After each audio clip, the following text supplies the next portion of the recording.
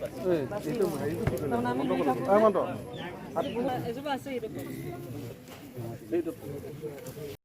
এইবাৰ মাননীয় মুখ্যমন্ত্ৰী ডাঙৰীয়াই ৩ কোটিৰ লক্ষ্য লৈছে যাতে গছপুলি আৰু অধিক ৰোপণ কৰি আমাৰ পৃথিৱীখন আৰু অধিক সেউজীয়া কৰিব পাৰি।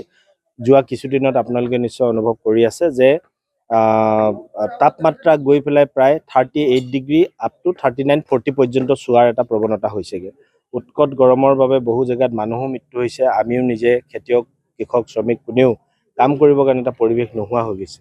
সেইকাৰণে মই ভাবোঁ যে এই গছ-গছনি ৰোপণ যেতিয়া হ'ব, সেউজীয়া পৃথিৱীখন সেউজীয়া হ'ব, গছে আমাক অক্সিজেন দিয়ে, গছে আমাক খৰি দিয়ে, গছে আমাক কাঠ দিয়ে। সেইকাৰণে হয়তো আপ্তবাক্য এষাৰ আছিল অসমীয়াতে যে একবৃক্ষ দশ পুত্ৰ সম। এজোপা গছ 10জন পুত্ৰৰ সমান মূল্যৱান বুলি আমাক শাস্ত্ৰই কৈ গৈছে। গতিকে সেই কথাষাৰকে সাৰোগত কৰি অমৃত বৃক্ষ আন্দোলন নামেৰে, এতিয়া এইটোক আন্দোলন বুলি ক'লে আকৌ কোনোবাই ভাবিবও পাৰে যে ৰাজপথত কিবা চিঞৰ বাখৰ হ'ব নেকি, জুমুঠি চুমুঠি জ্বলাব লাগিব নেকি। তেনেকুৱা আন্দোলন এইটো নহয়, এইটো কোনো সংগ্ৰাম নহয়। এই সংগ্ৰাম হৈছে কৰ্মময় সংগ্ৰাম। আমি গছপুলি ৰোপণটো কাজে কামে কৰাটোকে এটা অমৃত বৃক্ষ আন্দোলন বুলি কোৱা হৈছে। সেইকাৰণে এই আন্দোলন ৰাজপথৰ চিঞৰ বাখৰ কৰা আন্দোলন নহয়, জোৰ জুমুঠি জ্বলোৱা আন্দোলন নহয়। এই আন্দোলন হৈছে কৰ্মৰ পথাৰত কৃষক, শ্ৰমিক মানুহে কৰা কৰ্মৰ আন্দোলন, যাৰ যোগেদি আমি 3 কোটি গছপুলি ৰোপণ কৰিবৰ কাৰণে সংকল্প লৈছোঁ। আৰু এটা মুখ্যমন্ত্ৰী ডাঙৰীয়াই আমাক আহ্বান জনাইছে যে নিজৰ মাতৃৰ নামত একোজোপাকৈ গছ ৰুবৰ কাৰণে তেখেতে আহ্বান কৰিছে। গতিকে ময়ো সকলো ৰাইজক আজি আপোনালোকৰ যোগেদি মই আহ্বান জনাইছোঁ যে নিজৰ মাতৃগৰাকীক কাষত লৈ গছপুলি এটা ৰোপণ কৰি যাতে অন্ততঃ ফেচবুকতো যাতে আমি দি বা সামাজিক মাধ্যমত দি পেলাই যাতে নিজৰ উপস্থিতিটো আমি প্ৰমাণ কৰিব পাৰোঁ যে ময়ো মোৰ মাৰ লগত এজোপা গছপুলি ৰোপণ কৰিলোঁ। এইটোৱেও আমাক বহুখিনি গছপুলি ৰোপণ কৰাৰ ক্ষেত্ৰত সহায় কৰিব।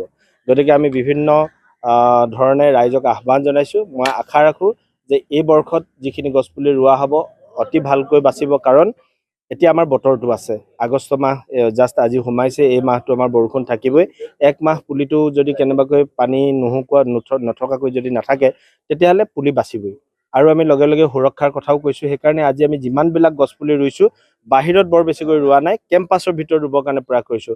আজি আমি নাহৰণি গাঁৱৰ আমাৰ খোৱাং যিটো বনখণ্ড আছে, খোৱাং বনখণ্ড বিষয়া আৰু বিষয়ববীয়াসকল তেওঁলোকৰ সহযোগীসকলৰ লগত লগ লাগি আমি নাহৰণিবাসী ৰাইজৰ সহযোগত আৰু নাহৰণি হাইস্কুলৰ শিক্ষক শিক্ষয়িত্ৰী ছাত্ৰ ছাত্ৰী সকলোৰ উপস্থিতিত ইয়াত নাহৰণি হাইস্কুল কেম্পাছত আমি ৰোপণ কৰিলোঁ। এতিয়া আমি ৰোপণ কৰি আছোঁ ভেটেনেৰী কেম্পাছ, য'ত ভেটেনেৰী এখন স্বাস্থ্যকেন্দ্ৰ আছে, তাতো আমি ৰুইছোঁ। আৰু আমাৰ চেৰিকালচাৰ এটা কেম্পাছ আছে ইয়াতে, তাতো আমি ৰোপণ কৰিম। কাৰণ এই গাঁওখন হৈছে আদৰ্শ গাঁও। গতিকে ইয়াক আৰু অধিক আদৰ্শ কৰি উজ্বলাই তুলিবৰ কাৰণে গছ গছনিৰ প্ৰয়োজন বোধ কৰিছোঁ। সেইকাৰণে আমি তেখেতলোকৰ সকলোৱে লগ লাগি এইখিনি কাম আমাৰ তেনেকুৱা লক্ষ্যটো আমাৰ এনেকুৱা ধৰণৰ হ'বগৈ যাতে বহুত মানুহক নিয়োগ কৰা হৈছে। প্ৰত্যেকটো অনুষ্ঠান প্ৰতিষ্ঠান, স্কুল কলেজবিলাকক 1000কৈ দিয়া হৈছে বা হাইস্কুলবিলাকক এনেকুৱা 500কৈ দিয়া হৈছে। এনেকুৱা ধৰণৰ এটা বান্ধি দিয়া হৈছে। আমাৰ সমষ্টিত অন্ততঃ 20,000 গছপুলি ৰোপণ কৰিবৰ কাৰণে এবাৰ সংকল্প লৈছে। 20,000 নহয়, 20 লাখ। তো আমি যিমানখিনি পাৰোঁ চেষ্টা কৰিম। আমাৰ সকলোৱে ইতিমধ্যে অংশগ্ৰহণ কৰিছে। আমাৰ NGO আৰু আমাৰ যিবিলাক আত্মসহায়ক গোটৰ বাইদেউসকল আছে তেখেতলোকেও ইতিমধ্যে আৰম্ভ কৰিছে। মই ভাবোঁ যে আমি আমাৰ লক্ষ্য পূৰণ কৰিব পাৰিম আৰু অনাগত দিনত আমাৰ সমষ্টিটোক আৰু অধিক সেউজীয়া কৰি আগবঢ়াই লৈ যাব পাৰিম।